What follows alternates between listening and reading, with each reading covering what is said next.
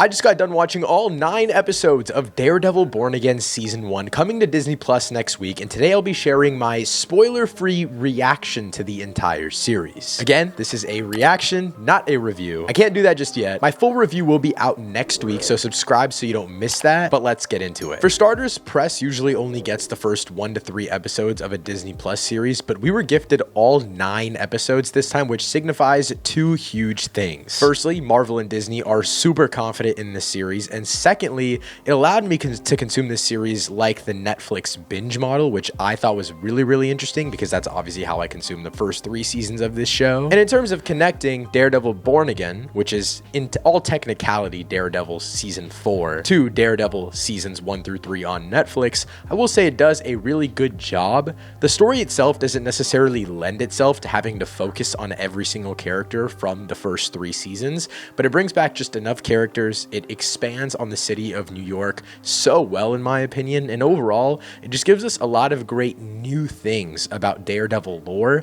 that's less dependent on the first 3 seasons. But if you watch the first 3 seasons, quite literally everything about the series just hits 10 times harder. And Charlie Cox actually spoke about this when the first 2 episodes premiered at the world premiere just last week. Where we ended up is it is much more of a continuation. Yeah, what we've tried to do, what the writers have tried to do, which is, I think is really impressive, is that we don't want to alienate new audiences. So we're calling it Season 1, and hopefully the story unfolds early on in such a way that you get to know these characters very quickly, you understand the world.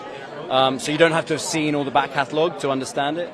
But it's essentially, it is a continuation. And when I originally heard that, I was like, there's no way this is going to work out. There's no way you're balancing these tones properly. There's no way you're going to bring over seasons 1 through 3 and then a brand new series and introducing a bunch of new characters and all this stuff. The setup, it's just not going to work. It's going to be lackluster. Boy, was I wrong. I think it works great. And I got to consume this in the binge model. I actually watched it all within 1 day, and it did not feel like it was 9 hours of television, by the way, which it is 9 hours. It just felt like it absolutely flew by. And I'll talk more specifically about my favorite episodes, my least favorite episodes, and overall like season rankings and stuff like that in my full review, so again, look out for that. But for context on the release schedule, you can see it on screen. There's 9 episodes spanning 7 weeks. There's a 2-episode premiere, mid-season 2 episodes, and then 1 a week other than that. And I think this is honestly not a bad model. They, in my opinion, put the weakest episode in the week with 2 other episodes. In my opinion, the weakest episode is episode 5. I won't say anything about the episode. It's just my least favorite. So all in all, it feels like every single week there will be satisfactory storytelling. And originally this series was supposed to be 18 episodes, but then there was a creative decision, like a creative overhaul. I believe it was through the first writers and actors strike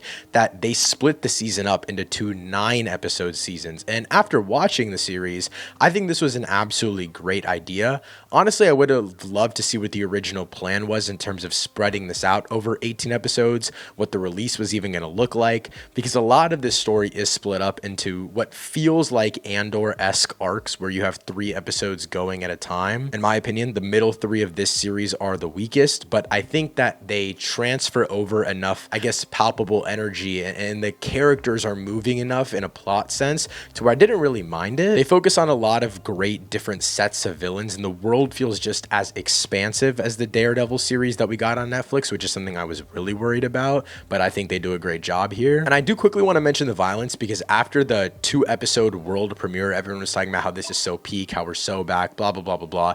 And the first 2 episodes definitely feel the most like the Netflix series, but after that, in my opinion, overall this show really just flourishes in being a court drama. The writing is impeccable, and I think all of the great writing peaking moments feel way more satisfactory than any of the big action set pieces to me personally, but that's also what I enjoyed the most about the Netflix series, so obviously I'm really happy that that carried over. There are amazing action sequences here, and there's maybe 1 or 2 that rival what was going on in the Netflix series, but again, nothing to me was nearly as, I guess, shockingly brutal, other than like 1 or 2 moments throughout a 9-hour series. To wrap up this reaction, I wanted to let you guys know how I would sum up this series without giving any spoilers away to anyone that is a fan of the first 3 seasons, or if they're just starting with Daredevil Season 4. This feels like the Batman merged with Matt Murdock. And I say Matt Murdock and not Daredevil specifically, because I think thematically and story-wise, this series flourishes way more as a Matt Murdock story, just like people are always comparing Peter Parker to Spider-Man or Bruce Wayne to Batman. This definitely feels like more of an identity exploration of Matt Murdock. And that's what I found so interesting. And I'm really, really excited to see how they take over and transfer this take into season 2 of this series, because we know that that starts filming very, very soon and comes out within the next 2 years as well. So really interested to see where this goes.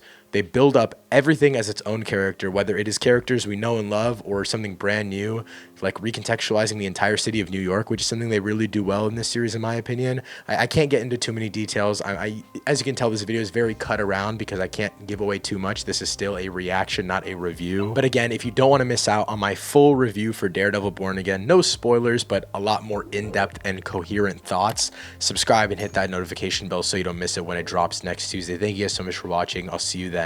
Peace.